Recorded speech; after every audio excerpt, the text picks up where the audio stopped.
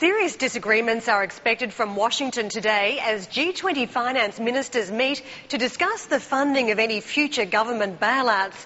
Ahead of the talks, the IMF proposed 2 new global taxes on banks. And although the UK and other countries have welcomed the idea, Canada is firmly opposed. Critics of the plan claim that to get around the levy, banks will simply shift their borrowing and lending activity into other units such as hedge funds, and that would increase systematic risk. Let's get back to Jim Rogers, chairman at Rogers Holdings, also with us today. Kirby Daly, senior strategist at the New Edge Group. Jim, we've been talking about this already this morning, financial reform, what it looks like. A tax on banks, on institutions. Canada is already dissenting at the blocks. Is this ever going to fly? Something's going to fly. There's no doubt about it, because the public, inflamed by politicians or journalists or whoever, is after the financial district. So yeah, something's going. It's like the 30s again, Karen. I mean, everybody's down on the financial. We're in a period now where there's a big shift. You know, for the past 30 years, the financial area has been the center of power and influence. Now we're in a shift away from the financial district. It's going to go to the producers of real goods. Finance is not going to be a great place to be, because it's going to be under all sorts of attack, both fundamental attack, political attack, emotional attack. So you should become a farmer.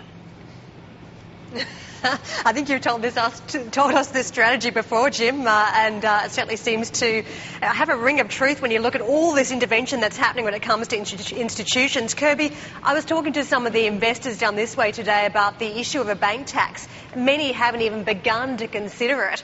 Is it something that, investors are going to have to take on board? Yeah, absolutely. I mean, it's going to be politically palatable, as Jim was alluding to as well, to try to get some of the money back. We're already making a big deal out of profits, with creative accounting, how we're making profits on different parts of the bailout. Certainly a tax is going to be a great way for politicians to say we're getting our pound of flesh out of the banks. But what I was trying to allude to before, I've used that word 3 times, I apologize, is this. We are not addressing the core problem. We've moved away from what the core problem is that we were talking about a year ago and before that, is systemic risk.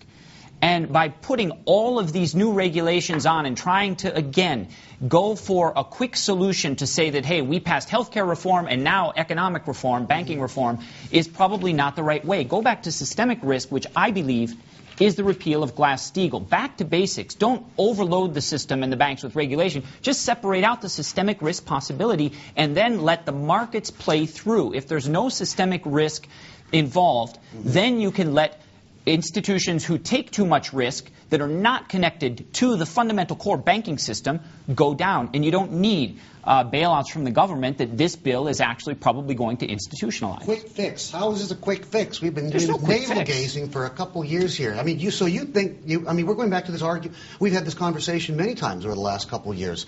Banking for people. I mean, just basically you borrow federal money at 3% and lend at 6%, and then iBanking, corporate finance should be completely partitioned out.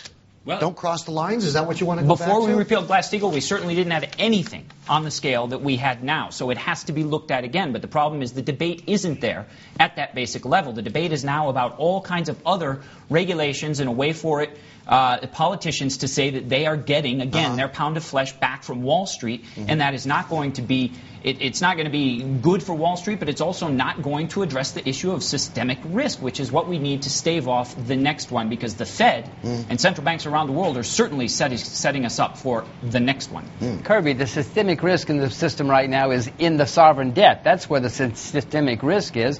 When the UK or Spain or the US goes bankrupt, that's where the risk is. Sitting around here saying, oh, these bankers are causing all our problems. No. Greece is bigger than nearly all the banks in the world. Spain, Portugal, the United States. That. Exactly. Well, that's where the risk is. We should be worrying about that instead of trying to focus attention on a bunch of bankers. Thank you. Who should have gone bankrupt, and next time let them go bankrupt. In the meantime, somebody better worry about the government spending. Yep. Yeah, just quickly, Jim, you've got a crowding out of debt by, sovereign funds, and then you've got a bank tax for institutions. What happens to the cost of funding? Doesn't it have to go up? Of course it has to go up, especially when you have these gigantic debts. You have this gigantic amount of money being spent. You have commodity prices going up. You have inflation, which is going to get worse. No. I can paint you a very dire picture for down the road with the way things are going right now.